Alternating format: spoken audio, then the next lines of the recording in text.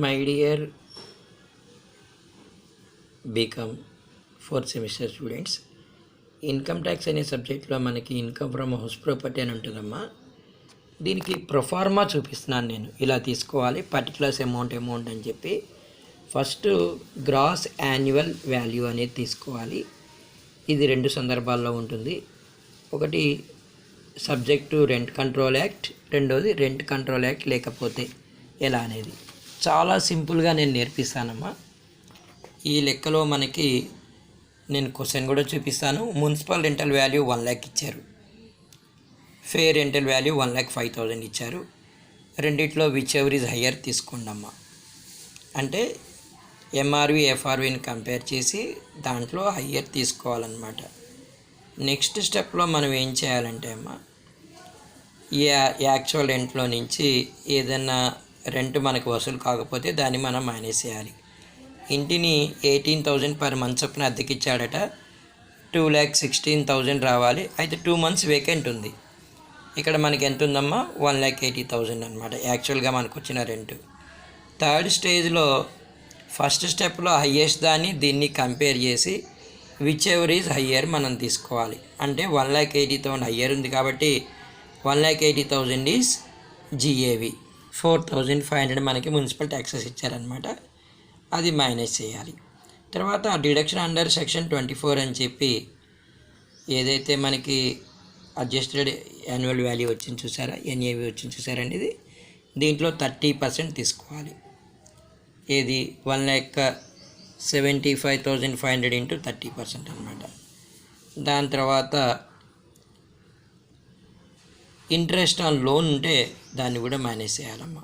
ఈ విధంగా మనం చేయాల్సి ఉంటుంది. ప్రొఫార్మా నేను మీకు చూపించాను చక్కగా చూడండి అమ్మా. ఇక్కడ ఎన్ఏవి క్యాలిక్యులేట్ చేయడమే మనకి చాలా ఇంపార్టెంట్ అనమాట.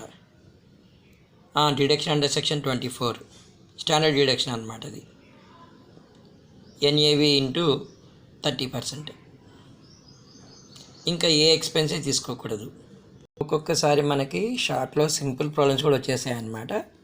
గ్రాస్ యాన్యువల్ వాల్యూ వాళ్ళే ఇచ్చారు. అంటే ఫర్ ఎగ్జాంపుల్ 5,000 ఇంటూ 12 months అనమాట, 60,000. మున్సిపల్ ట్యాక్సెస్ అనేవి లేవు.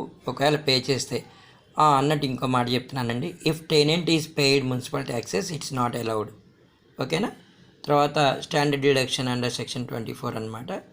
30% of NAV, net annual value మీద 30% అండి. తర్వాత ఇంట్రెస్ట్ ఆన్ లోన్ ఏమైనా ఉంటే మైనస్ చేయాలి, లేకపోతే మాత్రం మిగిలినంతా మనకి ఇన్కమ్ ఫ్రమ్ హౌస్ ప్రాపర్టీ అవుతుందన్నమాట. మున్సిపల్ ట్యాక్సెస్ చెప్పాను కదండి.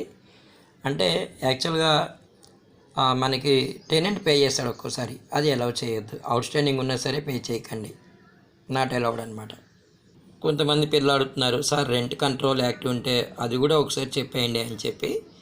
అంటే జిఏవి ఏ విధంగా లెక్క చేస్తామని చెప్పి ఈ లెక్కలో మనం చూద్దామండి. ఇది ప్రొఫార్మా మీరు చూడాలని చెప్పి నేను అది చూపిస్తున్నాను పదే పదే. ఈ లెక్కలో కానీ మీరు అర్థం చేసుకున్నట్లయితే మనకి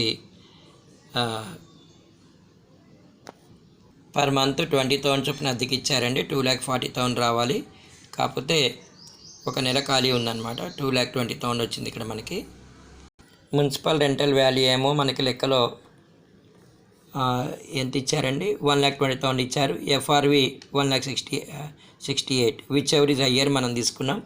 తర్వాత ఇక్కడ మనకి విచ్ ఎవర్ ఈజ్ హయ్యర్ ఒకటి తీసుకొని స్టాండర్డ్ రెంట్కి మనం కంపేర్ చేయాలి.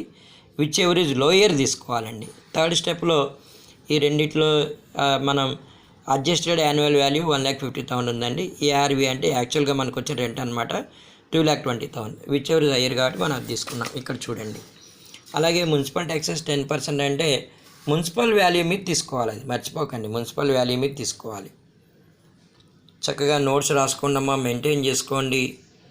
Income from house property proforma ఈ విధంగా ఉంటుంది. అలాగే మన అసెస్మెంట్ ఇయర్ వచ్చేసి 2020